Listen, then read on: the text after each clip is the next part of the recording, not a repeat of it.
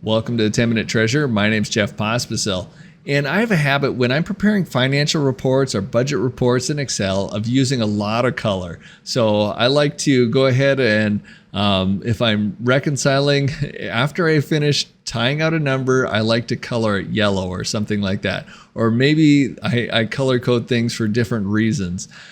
Well, one of the issues with that is if you're preparing that financial statement or that budget report for other people, the colors can be distracting. And sometimes I have notes off to the side. Again, I'm trying to keep track of everything. I'm trying to make sure I know what I'm doing, and I don't want those notes to print. So how do I just print a clean financial statement without removing my colors, without removing my notes? So that's what I'm going to show you today. All right, so here is a budget spreadsheet that I've worked on in the past, and it's a good representation of what I like to do. So if I'm working on some data, and if I'm reconciling, or maybe what I'm doing is like this, I'm trying to keep notes of why I made changes, I like to color code things.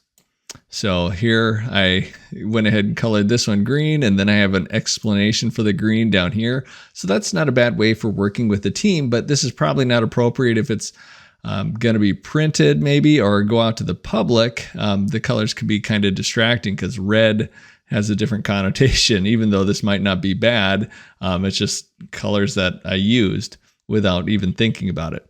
So what I did was I went ahead and I copied this by clicking on that while I'm holding down Control, and it makes an exact duplicate. So you can see there's two of them right here.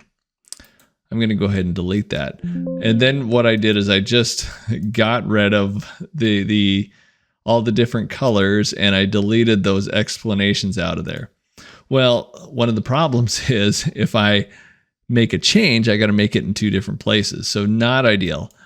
I just learned this not that long ago, that it would have been a lot easier if I would have went ahead and did two quick changes. The first one is if I didn't want to print the notes at the bottom, I could go ahead and change my print area. So I'm going to just go ahead and show you right down here. That third one here, if you click it, that shows you the print area. And you can see right now it includes these notes. So what I do is I just go ahead and put my cursor right over this line, click and drag. And so now when I go to print preview, you see I don't have those notes in there anymore, but I still have the colors. So let's go ahead and fix that next. So I'm going to go back to my regular view, and I'm going to go up to page layout. And then I'm going to click page setup, that little arrow right in the corner there.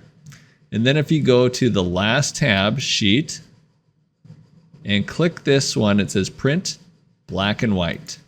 I'm going to go ahead and do that. And now when I go ahead and click print preview, I get a very clean sheet, just like what I have on the other tab. Probably the exact same. So if I go ahead and look at this, I get the exact same sheet without all the effort of trying to maintain two sheets. So those are my hints for you.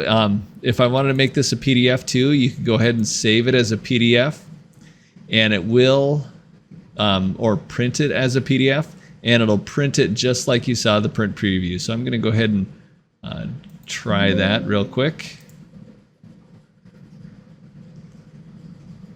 so that you can see it. I'm going to put it on my downloads. So here's my clean PDF. So it does make the PDFs just like it would print. So not a bad way to do things.